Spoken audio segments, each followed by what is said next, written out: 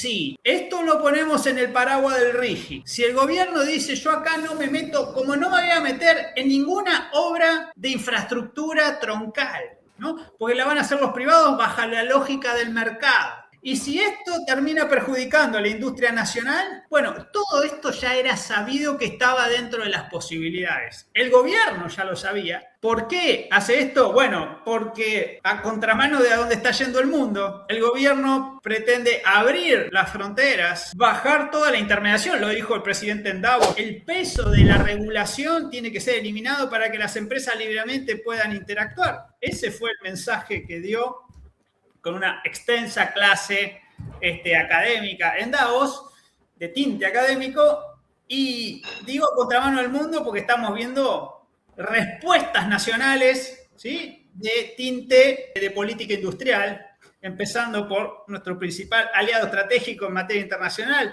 Donald Trump, y siguiendo por Europa y otros países, e incluso en la región, mismo Brasil, donde dicen, che, yo tengo que tener algún amortiguador del ingreso de los productos de la China, de Asia en general, para proteger mi entramado productivo, porque si no me llevan puesto. Leíamos en la tapa de los diarios otra derivación, que es las compras al exterior de productos terminados, ¿no? La entrega puerta a puerta, que creció más del 1% en el último año. Bueno, eso al final del día repercute en el entramado productivo nacional. Ahora, impositivamente están igualados Techint y vos mencionaste recién lo del RIGI, ¿no? El RIGI da beneficios impositivos. Así, digamos, el hecho de que lleguen más baratos los indios es también porque impositivamente están beneficiados o no corre eso. Sí. Por un lado, los proyectos, porque el RIGI se aplica a proyectos. Los proyectos están beneficiados con exenciones fiscales que no tienen que pagar, pero a la vez, en el mercado interno, están exentos del pago de derechos de importación para bienes, incluso bienes usados. Entonces, el proyecto no tiene que pagar un diferencial, que podría ser hasta del 13% por la importación de ese acero, ¿no?, de esos tubos. Y ahí, bueno, por eso digo llegamos tarde. Todo esto ya era sabido. El problema es que cuando uno va a inversiones de esta envergadura, que dicho sea de paso, era el objetivo del RIGI, ¿no? En este caso, la inversión mínima supera los 1.000 millones. El RIGI te pone un piso de 200. Pero así todos son grandes inversiones que las compañías locales no están acostumbradas a hacer.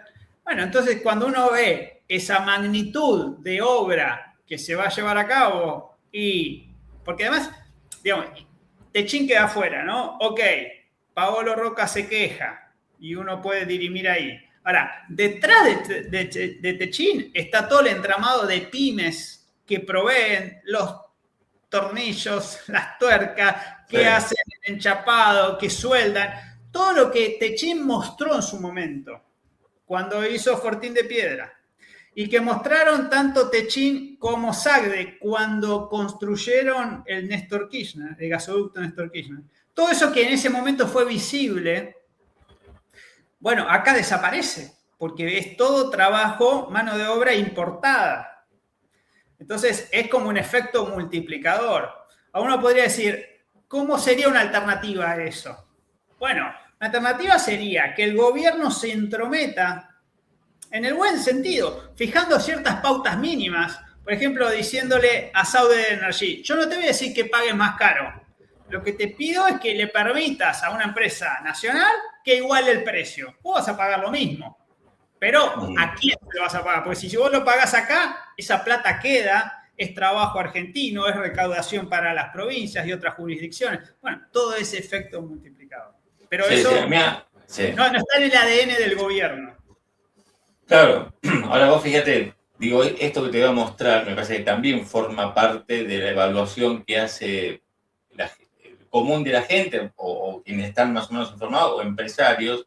Mira lo que dice Ignacio Barca, dice, increíble, como fabricante argentino de autopartes durante mucho tiempo nos mató Techint, a Sindar, Famic, etcétera, con los precios porque no ingresaba mercadería importada, cobrando por 2 lo que valía en el mundo.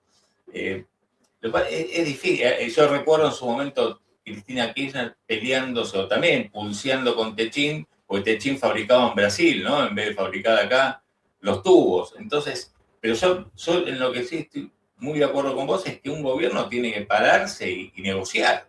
Tiene que pararse y ver de qué manera, y bueno, o Techin no le cobra más caro a los pymes, como acá dice Ignacio, o recuerda Ignacio, o para que, digamos, de alguna manera se iguale una oferta, o si fabrica, si para hacer un gasoducto acá fabrica en Brasil, y bueno, trae para acá, digamos, pero tenés que ser proactivo para tomar decisiones que en definitiva favorezca a tu sociedad, ¿o no? Si yo me paro aguas abajo, ¿no? Como decía el comentario recién, uno podría pensar, ¿y por qué Techin inicialmente hizo una oferta que era $50 millones superior a la que después estuvo dispuesto a hacer, ¿no? Cuando quiso igualar la mejor oferta? Entonces, bueno, ahí también hay un cuestionamiento a la eficiencia de las compañías nacionales, para decirlo rápidamente. Porque además todo eso, como decíamos, también repercute. Porque cuánto le vas a cobrar a tus proveedores, cuánto vas a, también si haces dumping o no, porque sos un monstruo, ¿no? Frente a otros que también pueden entrar ahí.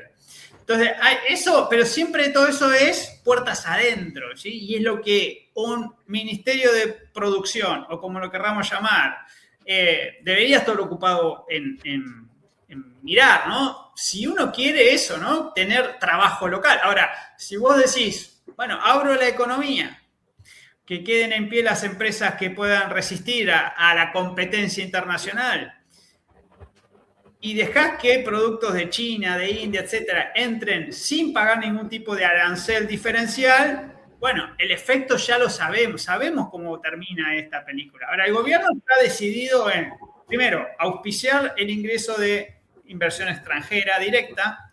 Todavía no lo ha logrado, el año pasado terminó negativo, ¿no? Esa cuenta. O sea, a pesar del RIGI, de todas las promesas de que iban a llover inversiones, de que ese marco legal iba a propender con una estabilización de la economía a que llegaran grandes compañías, la inercia fue la opuesta, ¿sí? Transnacionales yéndose del país y operadoras nacionales ampliando su negocio. Estoy hablando en materia de energía, que es lo que conozco. Bueno, pero el gobierno está jugado con esa política y evidentemente no está dispuesto a, como decís, a conducir un proceso. No es establecer ninguna mochila, nada, sino decir, bueno, estas son mis preferencias si uno pretende que haya trabajo nacional. ¿Qué implica que haya trabajo nacional? Bueno, que Vaca Muerta no sea solamente una economía de enclave en Neuquén, que cobra regalías a esa provincia, que las operadoras saquen los recursos naturales y los exportan y se acabó el negocio, ¿no? Sino que todo esto traccione como palanca de desarrollo todo el entramado nacional, el entramado de ciencia y técnica, industrial, etcétera, de proveedores, de pymes. Bueno, ahí hay una decisión que el gobierno parece haber adoptado y que no se está moviendo un ápice, a pesar de, como vemos, los efectos que se visualizan ya en grandes licitaciones como esta. Sí, sí. Martín, ¿querés sumarte? Sí, te quiero preguntar lo siguiente. Hay una opinión así popular sobre esto, de bueno, Techin cobra carísimo y después cuando vieron que perdían bajaron el precio, ¿no? O sea, estaba inflado. ¿Qué hay detrás de eso? ¿Por qué tiene la capacidad de bajar tanto el precio que va a pérdida? Antes estaba inflado. ¿Cómo es eso? Me gustaría ver qué hay detrás de ese mito, ¿no? La interpretación más superficial que muchos están haciendo sobre este caso. Sí, yo desconozco, no puedo dar una opinión fundada ahí porque sería meterse en tema de costos. Lo que sí uno puede decir es que si tenés la capacidad, llamémosle, de ir a pérdida o de reducir tu ganancia, no ir a pérdida, pero reducir el margen de ganancia, puede ser una decisión netamente económica o puede ser una decisión estratégica.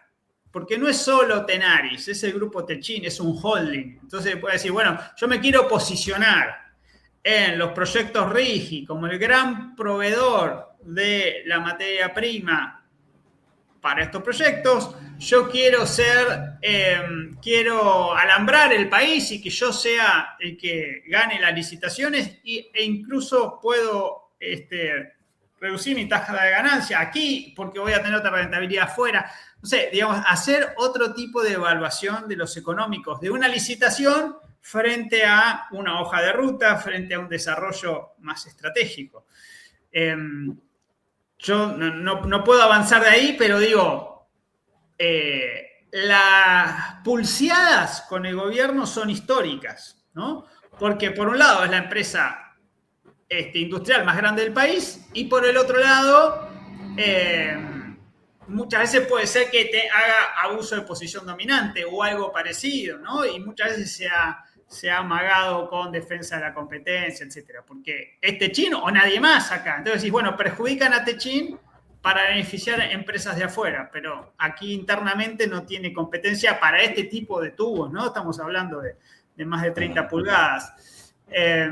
Entonces, bueno, es como siempre ambivalente el análisis. Techin ha aprovechado esa posición dominante, al tiempo que también ha hecho cosas que nadie logró en este país, ¿sí? El desarrollo del Fortín de Piedra que decíamos hoy fue impresionante por la rapidez y por el músculo que puso ahí, ¿no? De todo lo que es su grupo industrial al servicio de un proyecto. En ese caso era gasífero.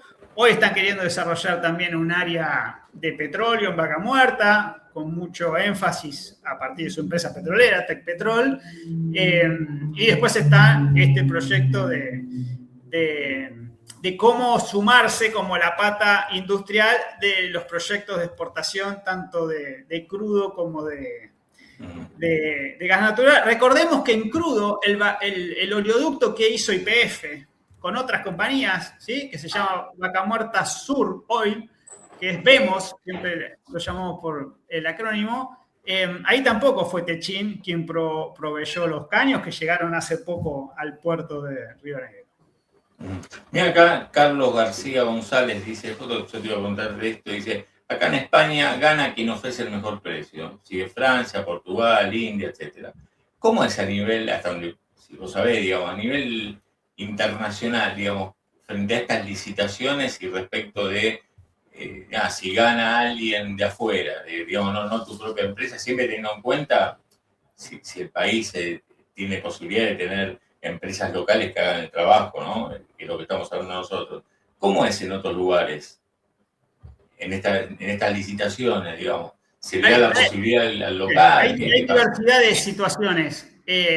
Lo cierto es que si hay posibilidad, como decís, de que haya una mayor participación local, es difícil que un gobierno lo deje pasar, porque tiene una multiplicación de efectos positivos, de efectos favorables para el resto de la industria, para otros sectores, que siempre es una tentación para el hacedor de política pública tratar de incentivar de alguna manera que eso suceda, ¿no? Vos puede ser también, a veces querés buscar políticas contracíclicas, etcétera.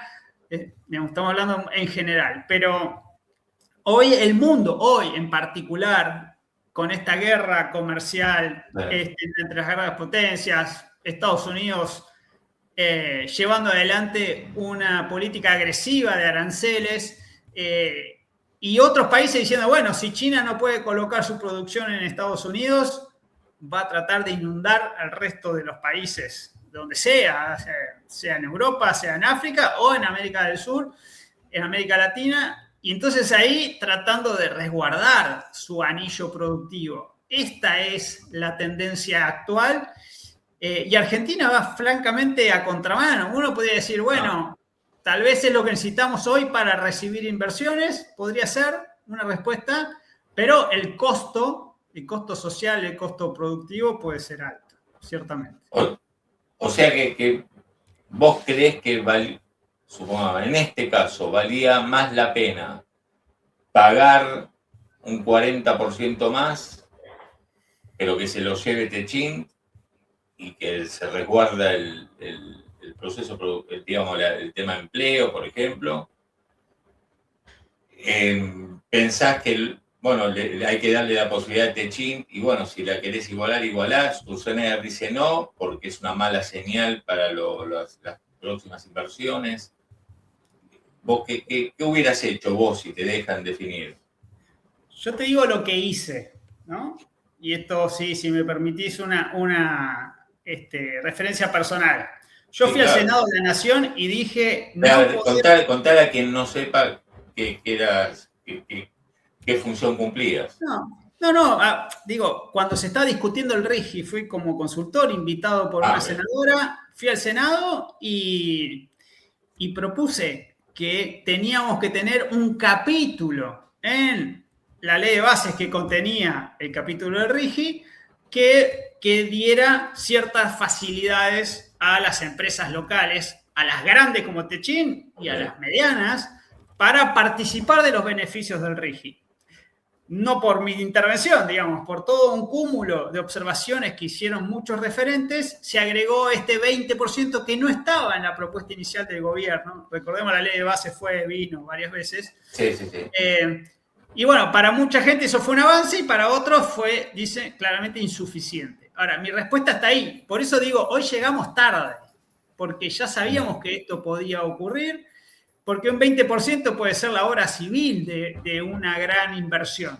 Y punto. Y toda la provisión que tiene esa complejidad científico, tecnológica, industrial, bueno, todo eso queda afuera. Entonces, yo coincido con quienes piensan que Argentina debe tener una política industrial.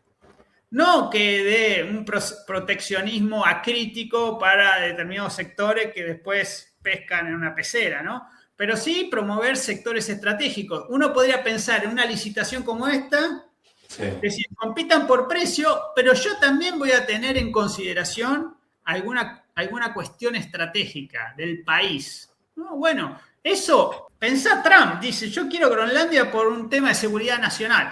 Bueno, más estratégico que eso, lo pongo como ejemplo, un país puede tener, decir, yo prefiero tal vez pagar un poco más caro, o prefiero permitirle a una empresa que iguale el precio, no sé, algún mecanismo para decir, pensemos a contracara, ¿no? Porque también lo hemos visto en alguna noticia.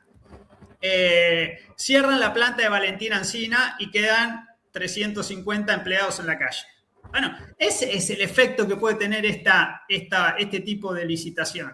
Entonces, ¿estamos dispuestos a bancarnos esa situación social multiplicada por varias veces?